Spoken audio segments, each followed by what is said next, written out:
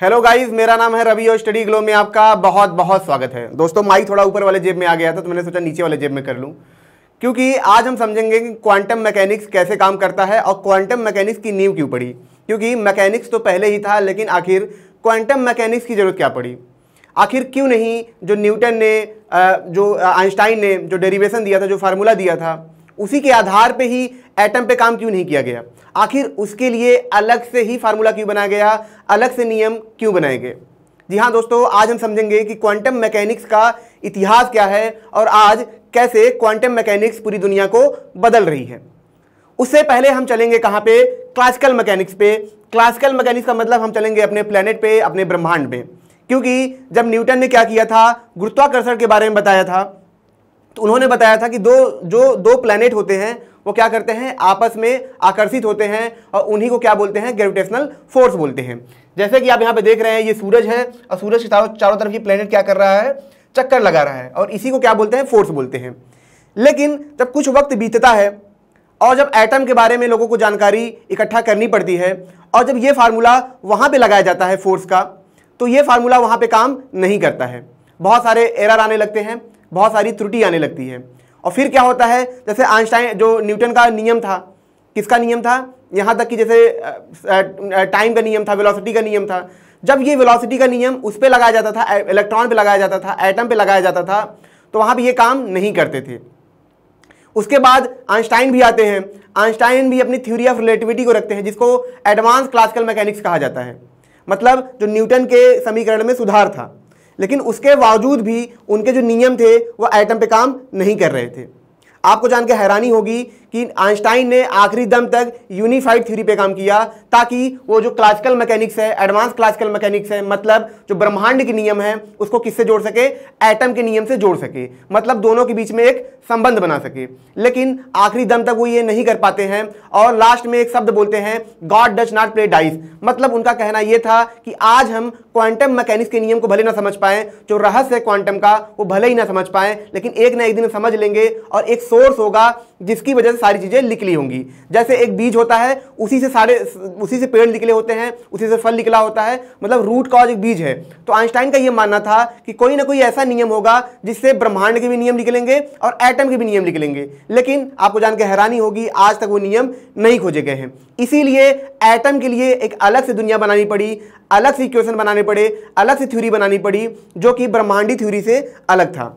अब हम समझते हैं कि आखिर क्वांटम मैकेनिक्स की शुरुआत कैसे होती है। देखिए, आपको पता है कि हम लोग हमेशा क्या करते थे, लाइट को देखा करते थे, सूरज को हमने हमेशा देखा है, ठीक है। और जब कहीं जैसे हम आग जलाते थे तो वहां पे क्या होता था, लाइट वहां से निकलती थी। तो वहीं से शुरुआत होती है ब्लैक बॉडी रेडिएशन के बारे में। अब मैं आपको बता दूं कि ब्लैक बॉडी रेडिएशन क्या होता है। ब्लैक बॉडी रेडिएशन का मतलब यह है कि मान लीजिए कि आपके पास एक कांच का गोला है, ठीक है। आपने क्या किया, उसको जमीन पर रख दिया, नीचे कोई जगह नहीं है, उसके अंदर क्या किया, एक छोटा सा लाइट लिया, उसको जला दिया। अब धीरे धीरे क्या होता है, उसकी जो सारी लाइट होती है उसमें से निकल आती है। यहाँ पे आप जैसे देखेंगे कि जैसे ये बॉक्स है, इसके अंदर क्या हो रहा है, बहुत सारी लाइट घुसती जा रही है, घुसती जा रही है, घुसती जा रही है। अब एक वक्त ऐसा आएगा कि इसके अंदर लाइट नहीं जा पाएंगी, क्योंकि जितनी लाइट जा सकती थी इस बॉक्स के अंदर जा चुकी है, ठीक है। अब क्या होगा, अब यह पूरी तरीके से लाल हो जाएगा, अब इसके अंदर लाइट नहीं जा पाएगी और इसी को क्या बोलेंगे, ब्लैक बॉडी रेडिएशन बोलेंगे।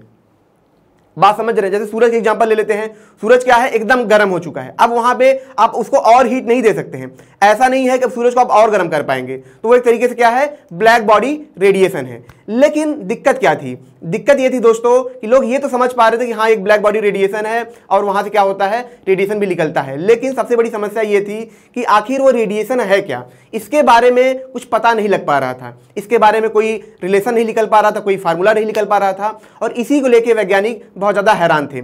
उसके बाद एंट्री होती है किसकी, किरचॉफ की, ठीक है। किरचॉफ जो होते हैं ये क्या करते हैं, एक संबंध बनाना चाहते हैं कि जो लाइट है और जैसे जो हमने लाइट देखा उसकी जो लंबाई है, ठीक है, और उसकी फ्रीक्वेंसी मतलब क्या होता है कि वह एक सेकेंड में कितनी बार वो क्या कर रही है, अप डाउन कर रही है। जैसे कि एक आप सर्कल में घूमते हैं, ठीक है, तो आपने क्या किया, एक सेकेंड में 10 बार चक्कर लगाया, तो यही आपकी क्या है, फ्रीक्वेंसी है। तो ये सोच रहे थे कि अगर लाइट है, ठीक है, और उसकी फ्रीक्वेंसी ज्यादा होगी, कुछ ना कुछ उसके लंबाई में क्या होगा, डिफरेंस होगा, ठीक है। एग्जाम्पल के तौर पे हम ये समझे कि जैसे मान लीजिए कि एक क्या है, एक अच्छा खासा लंबा बंदा है जो लंबा चौड़ा है, ठीक है, उसकी जब वो दौड़ेगा तो उसकी लेंथ में क्या होगा, बहुत ज़्यादा गैप होगा, तो कम टाइम में ज़्यादा दौड़ पाएगा, मतलब उसकी लंबाई बढ़ने की वजह से उसकी क्या हो रही है, स्पीड बढ़ रही है। और अगर सर्कल में घूम रहा है तो उसकी लंबाई बढ़ने की वजह से क्या हो रही है, उसकी फ्रीक्वेंसी तेज बढ़ रही है। तो यहां किरचॉफ का यही सोचना था कि अगर लाइट है और उसकी फ्रीक्वेंसी में क्या होगा, बहुत ज्यादा बदलाव आएगा, तो उसके लेंथ में भी क्या होगा, बहुत ज्यादा बदलाव आएगा। उसीलिए क्या होता है, जो किरचॉफ होते हैं एक ग्राफ देते हैं। दोस्तों मैं ज्यादा बात नहीं करूंगा इसके बारे में, एक हल्का सा ग्राफ देते हैं, इसके बारे में ये बताते हैं।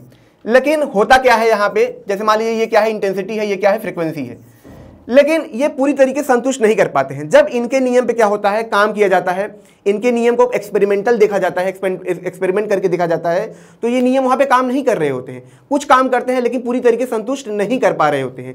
इसीलिए किरचॉफ के भी इस नियम को नकार दिया जाता है और यह माना जाता है कि जो लाइट है, जो तरंग है, इसके बारे में भी हमें कुछ नहीं पता है, तो आखिर ये तरंग है क्या। फिर यहां पे कुछ वक्त के बाद एंट्री होती है किसकी, मैं आपको दिखा दूं, जो प्लैंक होते हैं इनकी एंट्री होती है। प्लैंक अपने वक्त में बहुत बड़े वैज्ञानिक थे, आइंस्टाइन से इनकी आप तुलना कर सकते हैं। क्वांटम मैकेनिक्स की अगर मैं कहूं शुरुआत इन्होंने की, क्योंकि अगर ये नहीं होते तो क्वांटम मैकेनिक्स की शुरुआत हो ही नहीं पाती, क्योंकि रेडिएशन की गुत्थी सुलझ ही नहीं पाती। कैसे, मैं आपको समझाऊंगा कैसे इनकी ही थ्योरी पे सारा क्वांटम मैकेनिक्स निकल के आया। लोग बोलते हैं उनकी वजह से, लेकिन मैं तो इनको ही मानता हूं। ये आते हैं, ये प्लैंक बहुत बढ़िया मैथमेटिशियन होते हैं बचपन से ही, इनको मैथ्स में बहुत ज़्यादा इंटरेस्ट होता है। आपको जान के हैरानी होगी, ये बहुत बड़े घर से होते हैं, आप समझिए जैसे राजा महाराजा उस टाइप के घर से ही होते हैं, लेकिन इनका मैथ्स में बहुत इंटरेस्ट होता है। और ये मैथ्स पे काम करते करते क्या होते हैं दोस्तों, आते हैं और फिर एक थ्योरी देते हैं किस बारे में, ठीक है, एनर्जी इक्वल टू क्या होता है, H इंटू मान लीजिए ये क्या है, V है। अब यहाँ पे इन्होंने एक इक्वेशन दिया, मैं आपको इसे समझाऊंगा। ये बोलते हैं कि जो ब्लैक बॉडी रेडिएशन है, जो बॉक्स के अंदर रेडिएशन है, वह सिर्फ एक रेडिएशन नहीं होके वो क्या है, छोटे छोटे फोटॉन पार्टिकल है।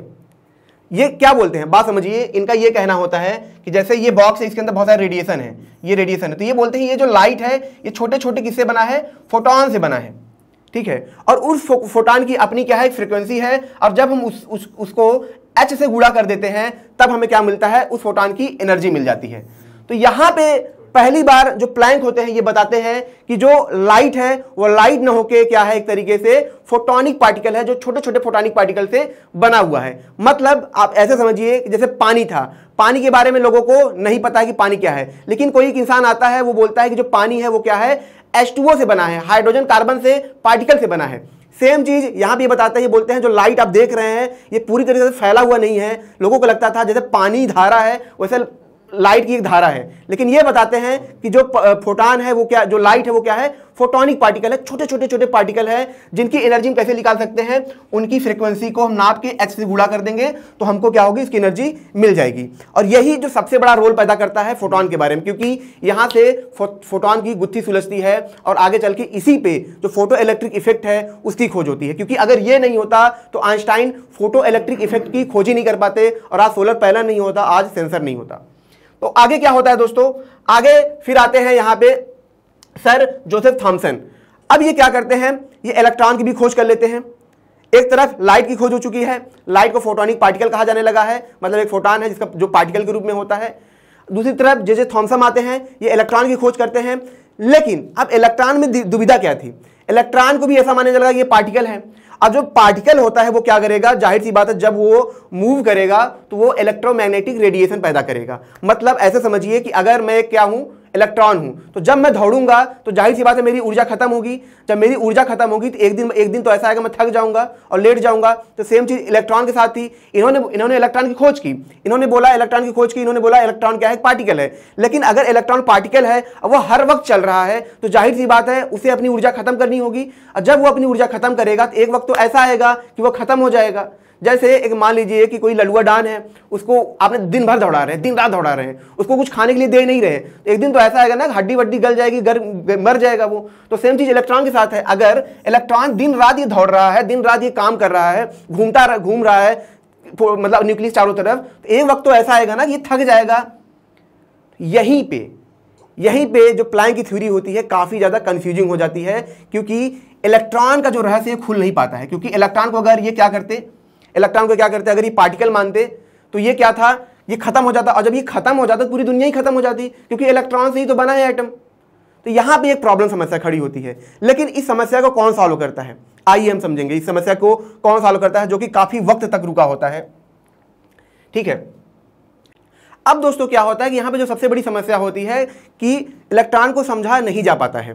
तो वहीं पे मैं आपको बता दूं कि नील्स बोहर की एंट्री होती है, लेकिन उससे पहले आपको जान के हैरानी होगी कि जो डी ब्रॉगली थे, यहां पे मैं आपको दिखा दूं, डी ब्रॉगली क्या करते हैं, एक बहुत ही सिंपल इक्वेशन देते हैं, बहुत ही बढ़िया सिद्धांत देते हैं जो इलेक्ट्रॉन की समस्या को सॉल्व करता है।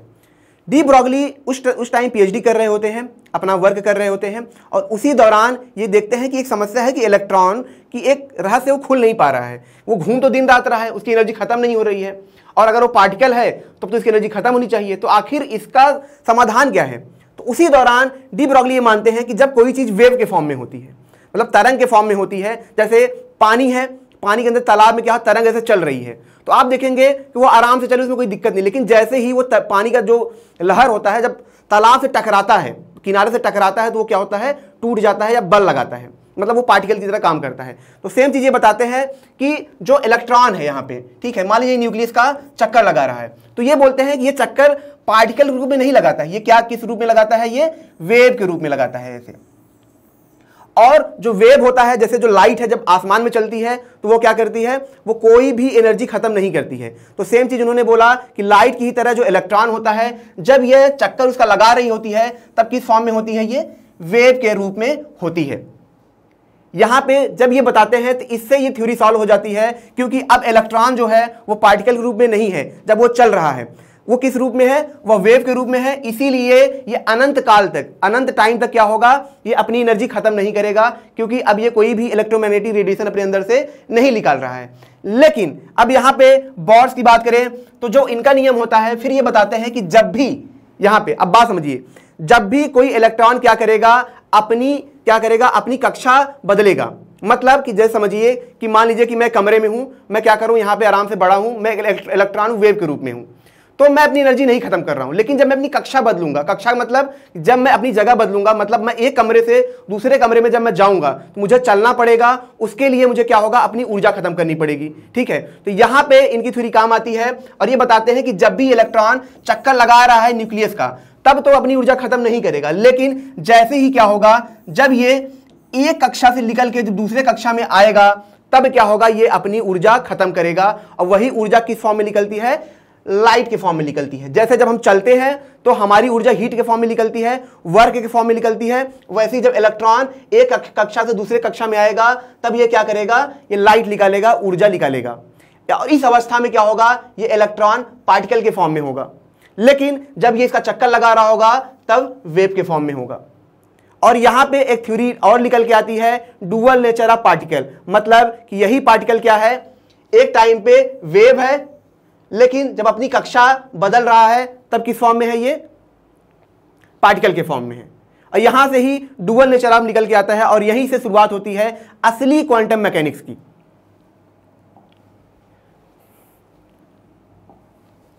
और फिर दोस्तों आता है 1905। ठीक है, 1905 में क्या होता है, आइंस्टाइन की एंट्री होती है, और आइंस्टाइन के 3 पेपर पब्लिश होते हैं, जिसमें theory of relativity, special theory of relativity, और एक होता है फोटो इलेक्ट्रिक इफेक्ट। और फोटो इलेक्ट्रिक इफेक्ट में ही क्या होता है, आइंस्टाइन ये बताते हैं कि जो पार्टिकल है वो क्या है, वेव ना होके, पार्टिकल ना होके, वो दोनों है, मतलब वो वेव भी है और पार्टिकल भी है। और जो लाइट है वो एक टाइम पे वेव में रहता है, लेकिन जब वो आके टकराता है तो किस रूप में होता है, वो पार्टिकल रूप में होता है। इसीलिए जब ये बताते हैं तो उस थ्योरी को और जोर मिलता है कि पार्टिकल, वेव, और मतलब कोई कण या कोई फोटॉन वेव और पार्टिकल दोनों के रूप में होता है। इसी दौरान ये क्या करते हैं, इक्वल टू h-5 करके इक्वेशन देते हैं, और इनका कहना होता है कि ये जो लाइट है जो हवा में चल रही है, होता क्या है कि जब तक ये वैक्यूम में चल रही है, मतलब आप समझिए खाली जगह पे चल रही है, तब तक ये किस फॉर्म में है, वेव के फॉर्म में है। लेकिन जैसे ही आप किसी पार्टिकल से टकराएंगे तो किसकी तरह ये बिहेव करेगा,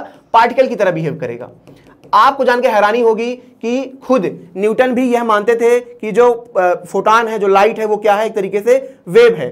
तो आइंस्टाइन ने तो छोटे से इक्वेशन में ही यहाँ पे न्यूटन को गलत कर दिया था। लेकिन अब सबसे बड़ी समस्या ये थी, जैसा कि मैंने बताया कि जो इलेक्ट्रॉन की जब बात होती थी तो वहां पे क्या था कि वो थ्योरी था, ये माना गया था कि हाँ ऐसा ऐसा है। लेकिन पहली बार ये प्रूफ होता है कि हाँ जो इलेक्ट्रॉन है या जो फोटॉन है वो क्या है, दोनों रूप में है, वेव और पार्टिकल में। कैसे होता क्या है दोस्तों कि एक प्लेट लिया जाता है, जो प्लेट किसका होता है, यहाँ पे मेटेलिक प्लेट होता है। तो इसमें क्या होता है, इलेक्ट्रॉन होते हैं एटम के चारों तरफ। जैसे ये एटम है, इसके चारों तरफ क्या है, इलेक्ट्रॉन है। अब क्या होता है कि जब यहां से लाइट आती है और इससे टकराएगी, ठीक है, जैसे ही इसे टकराती थी तो ये क्या करेगी, इसको ऊर्जा देगी। तो जैसे ही इसको ऊर्जा मिलेगी ये क्या करेगा, अपना कक्षा बदल लेगा। जैसे मान लीजिए कि एक बंदा है, इसके पास खाने पीने का दम नहीं है दौड़ने का, ठीक है, कोई बंदा आता है बाहर से, वो क्या उसको खाना दे देता है। जैसे उसको खाना मिले उसको बेचैनी आ गई, अब तो मुझे दौड़ना है, अब तो मुझे बाहर जाके मजा भी करना है। तो सेम चीज इलेक्ट्रॉन के साथ था, इलेक्ट्रॉन के पास इतना दम नहीं था ये क्या करे, बाहर आ सके। लेकिन जैसे ही लाइट इसको मिलती है, टकराती है, इसको अपनी ऊर्जा दे देती है और लाइट, ये इलेक्ट्रॉन क्या होता है, तुरंत बाहर आ जाता है। और आपको पता ही होगा कि जब इलेक्ट्रॉन फ्लो करता है उसी को करंट बोलते हैं। और जब ये लाइट इसे टकराती है तो यही इलेक्ट्रॉन क्या करता है, इसी प्लेट में फ्लो करने लगता है और यहां से तार जोड़ के हम इलेक्ट्रिसिटी निकाल लेते हैं। तब जाके प्रूफ हो पाता है कि आइंस्टाइन ने जो कहा था कि जो लाइट है वो क्या है, वेव के रूप में ना होकर पार्टिकल के रूप में भी है, ठीक है। और यहां से ये थ्योरी प्रूफ हो जाती है कि जो लाइट है वो क्या है, वेव और पार्टिकल दोनों के रूप में है। और यहां से जो डी ब्रॉगली है, ठीक है, जो नील्स का सिद्धांत है, इन सबको और भी ज्यादा जोर मिलता है। फिर क्या होता है दोस्तों, आगे कहानी बढ़ती है। और आगे क्या होता है, यहां पे मैं आपको बता दूं कि अच्छा, ये तो मैंने आपको बता ही दिया था बोर एटम के बारे में। यहां पे क्या होता है कि एक एक्सपेरिमेंट होता है, ठीक है, जिसको डबल स्लिट एक्सपेरिमेंट भी कहा जाता है। और यहीं से शुरुआत होती है अनसर्टेनिटी, मतलब जो अनसर्टेन प्रिंसिपल है इसकी शुरुआत होती है। होता क्या है कि जो डबल स्लिट एक्सपेरिमेंट होता है, इसमें होता क्या है दोस्तों कि जो लाइट होती है, मान लीजिए कि यहाँ पे लाइट है, तो सबको यही लगता है कि हम क्या करेंगे, लाइट को यहां से जब भेजेंगे या तो ये यहां से जाएगी और यहां हमको दिखेगा, या तो यहां से जाएगी यहां हमको दिखेगा। मान लीजिए कि आपके पास एक बॉल है, आपने क्या किया, एक बॉल को यहां से फेंका, तो यहां से टकराएगी तो ये वापस आ जाएगी, या तो यहां से जाएगी तो वहां दिखेगा, या तो यहां से जाएगी तो यहां दिखेगा। यही दो चीज होगा। लेकिन जब डबल स्लिट एक्सपेरिमेंट किया जाता है तो देखा जाता है कि यहाँ पे जो लाइट यहां से भेजी जा रही है, ठीक है, लाइट यहां बीच में से भेजी जा रही है, तो ये क्या हो रहा है कि इसका अब यहां से जब भेजी जाएगी बीच में से, जाहिर सी बात है इधर तो दिखेगा नहीं, लेकिन सबसे ज्यादा जो पैटर्न दिखता है यहीं पे दिखता है, ठीक है, फिर थोड़ा थोड़ा यहां पे दिखता है, तो फिर थोड़ा थोड़ा यहां पे दिखता है। अब ये वैज्ञानिक पता नहीं लगा पा रहे थे कि आखिर ये कैसे काम कर रहा है, ये कैसे हो सकता है कि भला हमने लाइट यहां से भेजी है, ठीक है, तो भला ये तो हमको या तो यहां से जाकर टकरा के आ जाना चाहिए, लेकिन ये तो पार कर जा रहा है और सबसे ज्यादा यहीं दिख रहा है और यहां भी दिख रहा है और यहां भी दिख रहा है। या तो हमको दिखना चाहिए तो यहां दिखना चाहिए, या तो यहां दिखना चाहिए, लेकिन ये तो हर तरफ ये दिख रहा है। ये चीज वैज्ञानिक बहुत ज्यादा लेके आश्चर्य थे, बहुत ज्यादा अचंभित थे कि आखिर ये कैसे हो सकता है।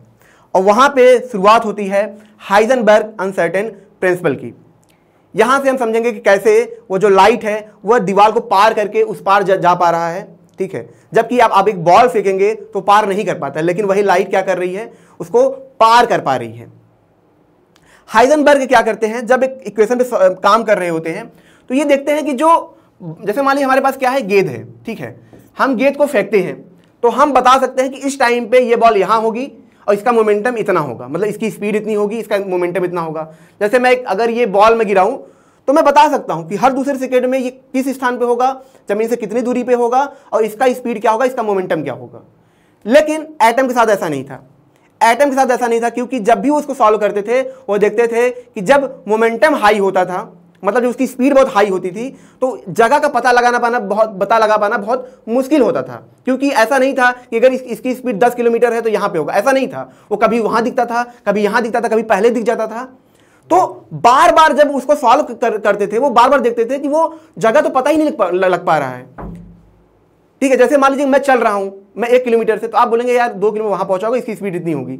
लेकिन जब जाके कोई जांच करे तो पता चले मैं तो 10 किलोमीटर दूर हूं, मैं तो 12 किलोमीटर दूर हूं, मैं तो यहां हूं, मैं तो वहां हूं, मैं कभी वहां दिख रहा हूं, कभी यहां दिख रहा हूं। तो सब बोलेंगे यार ये तो बहुत रंग बदली है, इसका तो कुछ आता पता नहीं, तो इसके ऊपर कोई नियम ही काम नहीं करते हैं।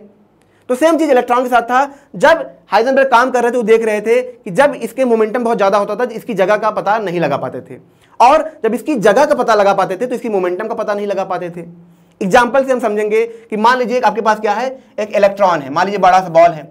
अब आपके पास क्या है, एक फोटॉन है। फोटॉन भी क्या है, एक तरीके तीर है। जैसे तीर होता है, तीर से आप बॉल को मारते हैं तो बॉल क्या होता है, दूर चला जाता है। अब ये क्या है, इलेक्ट्रॉन बहुत बड़े बॉल में है। अब ये क्या है, तीर की तरह है, क्या है, फोटॉन है। अब क्या होगा, जैसे ही आप इस पे क्या करेंगे, आके धक्का मारेंगे, इसका मास इतना हल्का है, इतना हल्का है कि क्या होगा, जैसे आप इसको धक्का मारेंगे, इसको एनर्जी मिली, ये कहीं भी चला गया, भाग गया। अब जब आप जाएंगे इसको देखने के लिए, कहां पे है ये, यहां पे जब जाएंगे तो आप देखेंगे ये तो यहां पे है ही नहीं, ये तो यहां पे है ही नहीं, ये कहीं और है। जैसे बाल को आपने धक्का मारा तो बाल यहां से वहां चला, बाल के जाके आपने देख लिया। लेकिन जब लाइट इसको जाके धक्का मारती है तो ये कहां है, आप इसको ढूंढने जाएंगे, यहां जाएंगे तब गायब है, यहां से कहां है आपको पता ही नहीं है।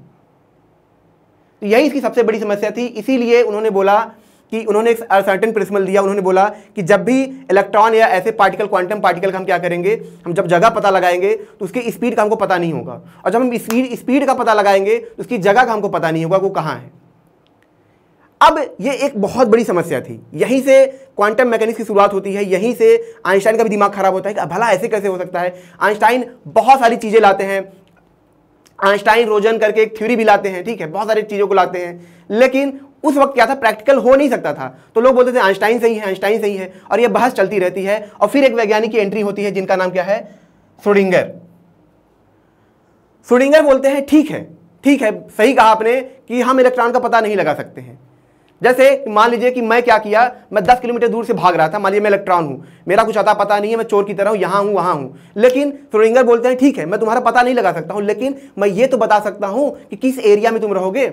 मैं ये तो नहीं बता सकता कि हाँ किस एरिया के किस कॉलोनी में हो, किस मोड़ पे हो, लेकिन मैं ये बता सकता हूं कि हाँ ये इलेक्ट्रॉन किस एरिया के प्रोबेबिलिटी में होगा, मतलब इस एरिया में हो सकता है, उस वाले कॉलोनी में हो सकता है, उस वाले कॉलोनी में हो सकता है, इसकी संभावना है कि यहां पे ये हो सकता है। फिर ये क्या करते हैं, अपना इक्वेशन देते हैं जिसमें आप किसी भी पार्टिकल का क्या कर सकते हैं, संभावित प्रोबेबिलिटी पता लगा सकते हैं कि यह क्या क्या हो सकता है। मान लीजिए कि ओसामा बिन लादेन है, वो पाकिस्तान में हो सकता है बांग्लादेश में हो, ये दो जगह में ज्यादा चांस है, 50% चांस है, प्रोबेबिलिटी ये बता देगा। दोनों जगह में आप जाकर ढूंढेंगे तो आपको वो मिल जाएगा। तो ये क्या करते हैं, ऐसा इक्वेशन लाते हैं जो क्या करता है, उसका क्या बोलता है, प्रोबेबिलिटी बताता है, ठीक है। क्या बोलेगा, प्रोबेबिलिटी बताएगा, मतलब 50% ये यहां हो सकता है, 50% ये वहां हो सकता है, इसके मोमेंटम के 50% मोमेंटम इतना हो सकता है, 50% मोमेंटम उतना हो सकता है। ये क्या था, प्रोबेबिलिटी बताते थे। अब हम पीछे चलते हैं डबल स्लिट एक्सपेरिमेंट में, यहां पे समझेंगे। अब ये चीज यहां पे काम आती है। जैसे अब इलेक्ट्रॉन यहां से भेजा गया था, उस वक्त आप समझ नहीं पाएंगे, जब इलेक्ट्रॉन यहां से भेजा गया तो क्या होता था, ये यहां भी था, ये यहां भी था और यहां भी दिख रहा था। तो वहीं पे ये चीज बोलते हैं कि यही चीज बोलते हैं जब यहां से इलेक्ट्रॉन या लाइट भेजा जाता है तो इसकी जो प्रोबेबिलिटी होती है 50% यहां भी रहेगी और 50% यहां भी रहेगी। ऐसा आप नहीं कह सकते हैं कि ये क्या होगा, सिर्फ यहीं पे होगा और यहां पे हो, यहां या तो यहां पे होगा या तो यहां पे, नहीं, ऐसा नहीं है। इसकी संभावना दोनों जगह है, 50% यहां पे भी है, 50% यहां पे भी है। और दो बार जब आप जाएंगे इसको ढूंढेंगे, एक बार यहां देखेंगे और एक बार यहां देखेंगे, दोनों बार में आपको यहां पे ये मिल जाएगा। यहां से जो डबल स्लिट एक्सपेरिमेंट है इसकी गुत्थी सॉल्व होती है। लेकिन आपको जान के हैरानी होगी कि आज के वक्त में भी इसको पूरी तरीके से सॉल्व नहीं किया जा सका है कि क्यों, जैसे ही इलेक्ट्रॉन यहां पे आता है ये वेव के रूप में बदलता है और कैसे ये इसको पार कर पाता है, इसका अभी तक नहीं खोजा गया है। इसको अभी तक नहीं बताया जा सका है कि आखिर कैसे। वैज्ञानिकों का ये मानना है कि एक टाइम में क्या होता है, जैसे थ्योरी है, मानना है कि एक टाइम पे क्या होता है, जैसे ही इलेक्ट्रॉन यहां पहुंचता है ये क्या होता है, बहुत सारे पार्टिकल में बदल जाता है एक बार में, और जैसे ही ये पार करता है यहां वेव के रूप में आता है। और यहीं से मल्टीवर्स थ्योरी की शुरुआत होती है, मतलब यहां पे पहुंच के इलेक्ट्रॉन कई रूपों में बदल जाता है। ये सिर्फ मानना है, लेकिन अभी तक इसके बारे में सच में नहीं खोजा गया है कि कैसे ये इसको पार कर पाता है। ये तो बात हुई श्रोडिंगर की, उन्होंने प्रोबेबिलिटी बता दी 50% यहां, 50% यहां, लेकिन ये नहीं बताया जा सका कि कैसे ये इसको पार कर पाता है। आज भी ये एक रहस्य है। अब हम आगे चलते हैं दोस्तों। जैसा कि मैंने आपको बताया, श्रोडिंगर इक्वेशन मैंने बता दिया, ठीक है। अब जैसे इन्होंने यहां संभावना बता दी पार्टिकल की। अब क्या होता है कि ये सब पता चल गया। अब यहां तो पाउली की बात आती है। पाउली क्या करते हैं, ठीक है। अब हमने इलेक्ट्रॉन के बारे में जान लिया, उसके क्या नेचर हैं, ठीक है। वो पार्टिकल की तरह बिहेव करता है, वेव की तरह बिहेव करता है, उसकी पोजीशन और मोमेंटम का पता नहीं लगाया जा सकता है, ठीक है। लेकिन उसी इलेक्ट्रॉन में एक और कैरेक्टर निकल के आता है, उसका एक और रूप निकल के आता है। पहले तो लोगों को ये लगता है कि जो इलेक्ट्रॉन, मान लीजिए एक सेल में 2 इलेक्ट्रॉन है तो दोनों इलेक्ट्रॉन सेम होंगे, लेकिन बाद में जिसे खोज किया जाता है तो पता चलता है कि ऐसा नहीं है।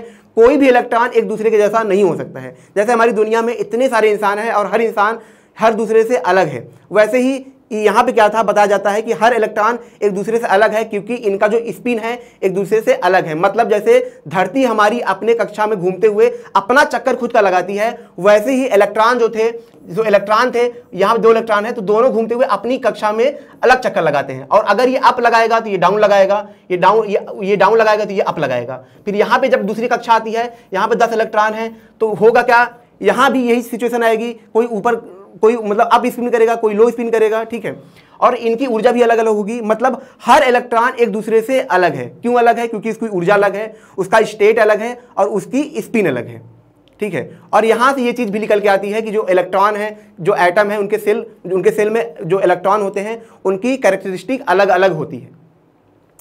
अब ये चीज हमने जान ली कि यहां तक क्वांटम मैकेनिक्स पहुंचा था, लेकिन जो सबसे बड़ी चीज निकल के आती है जिससे आज दुनिया बदल रही है, वो निकल के आती है कि श्रोडिंगर जब इधर आते हैं, ठीक है, और जब वो इक्वेशन को अपने सॉल्व करने लगते हैं, जब इक्वेशन को सॉल्व करते हैं तो वहां पे उनको दिखता है कि जो इलेक्ट्रॉन है, ठीक है, इसके दो नेचर हैं। मतलब एक इलेक्ट्रॉन क्या होता है, जैसे कि आपने क्या किया कि एक गामा रेडिएशन को क्या किया, आपने क्या किया, एक क्रिस्टल से टकराया, तो यहां पे क्या होगा, एक इलेक्ट्रॉन निकला, एक इलेक्ट्रॉन और निकल रहा था उनके इक्वेशन में, ये निकल के आ रहा था कि एक तो इलेक्ट्रॉन है लेकिन जो दूसरा इलेक्ट्रॉन है इसकी कैरेक्टरिस्टिक अलग है, ठीक है, ये थोड़ा सा अलग है।